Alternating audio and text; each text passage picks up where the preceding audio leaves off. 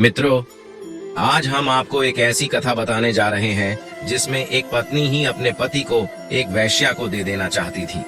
मित्रों, वैश्या और पतिव्रता नारी की ये कथा हर पत्नी की आंखें खोल देगी। दोस्तों, क्या आपको ऐसा लगता है कि कोई पत्नी अपने पति को किसी वैश्य के पास छोड़ सकती है? ये हिंदू धर्म में तो कोई पतिव्रता स्त्री कभी नहीं कर पाएगी, लेकिन आज हम आपको एक ऐसी कथा सुनाने जा रहे हैं जिसमें एक पतिव्रता स्त्री अपने ही पति को एक वैश्य को सौंप आती है। लेकिन ऐसा क्या हुआ कि पत्नी को ऐसा कदम उठाना पड़ा?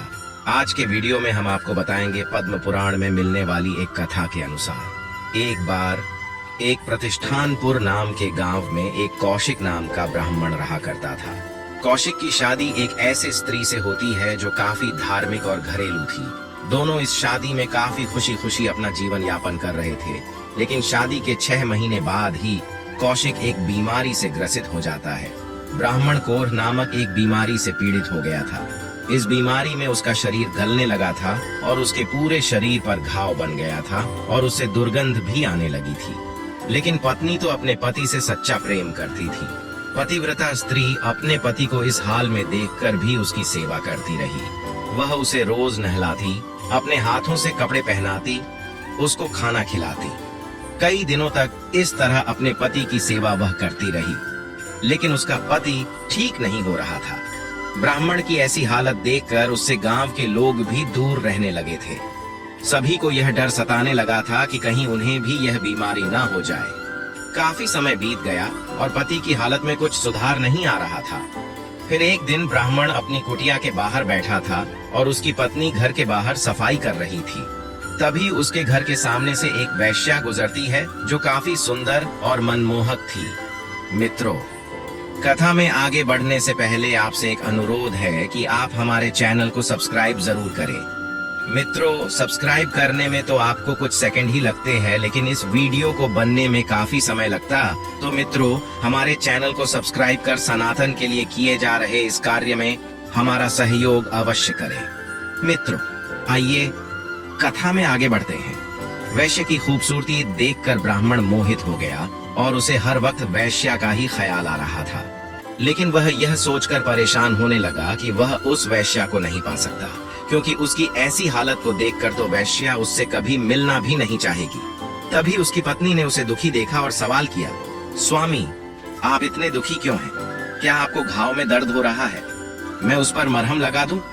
इस पर ब्राह्मण ने कहा, उस वैश्या के बारे में सोच रहा हूँ जो अभी थोड़ी देर पहले हमारे घर के सामने से गुजरी थी। मैं इसलिए दुखी हूँ कि मैं उसे कभी पा नहीं सकता, क्योंकि मेरी ऐसी हालत को देखकर वह मेरे पास कभी आना नहीं चाहेगी। अपने पति की ऐसी बातें सुनकर उसकी पत्नी नाराज नहीं हुई, बल्कि इस पतिव्रता स्त्री ने अपने पति को वचन दे दिया कि वह उसे वैश्या से मिलवाएगी जाएगी, क्योंकि उसकी पत्नी उसे ही अपना सब कुछ मानती थी और अपने पति को इस तरह दुखी नहीं देख सकती थी। इसके बाद ब्राह्मण की पत्नी वैश्या के घर पहुंच गई। उसने जैसे ही वैश्या के घर का दरवाजा खटखटाया, वैश्य घबरा गई कि आखिर एक पतिव्रता स्त्री उसके घर क्यों आई है। महिला को देखकर वैश्या ने उससे कहा, दीदी, आप आज मेरे घर क्यों आई हैं? किसी ने यहाँ देख लिया तो आपको अपमान का सामना करना पड़ सकता है।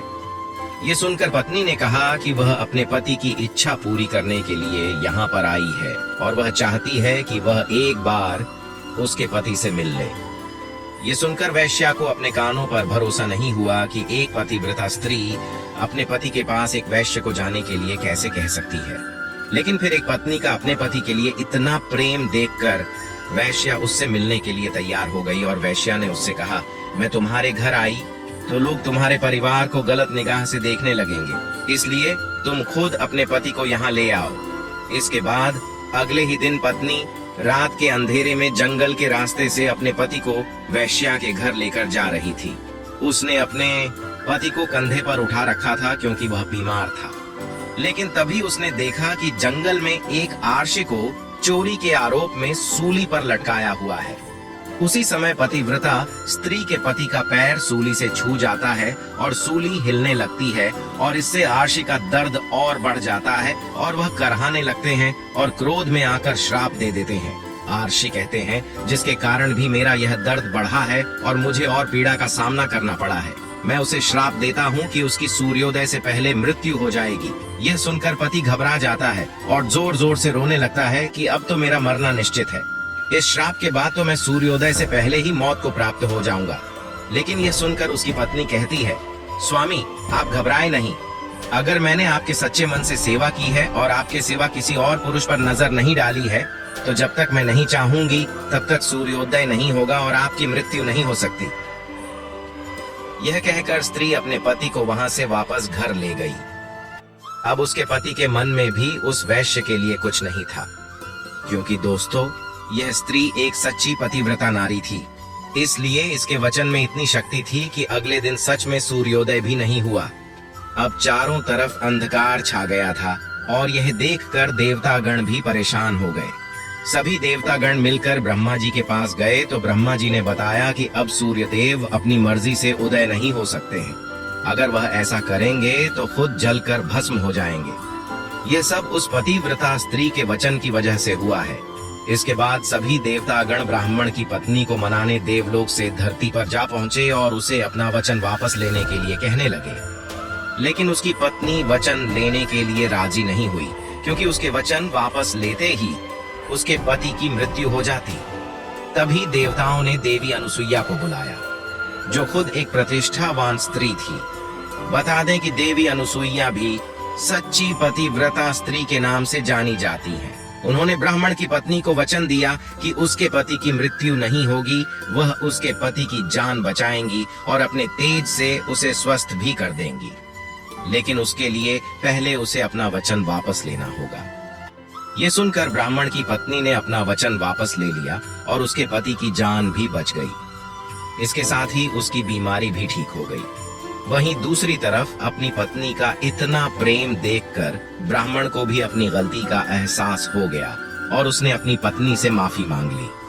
फिर दोनों पति पत्नी साथ में खुशहाल जीवन व्यतीत करने लगे। तो देखा दोस्तों आपने, एक पतिव्रता स्त्री अगर चाहे तो अपने पति के लिए वह कुछ भी कर सकती है, लेकिन इसके लिए आपको भी अपनी पत्नी का सम्मान करना पड़ेगा। मित्रों, जाते जाते एक बात और कहना चाहूंगा। हमारा उद्देश्य किसी भी व्यक्ति या धर्म की भावनाओं को ठेस पहुंचाना नहीं है। हम सिर्फ कहानी को आप तक पहुंचाते हैं और यह जानकारी हमें किताबों, धार्मिक ग्रंथों व इंटरनेट से प्राप्त हुई है।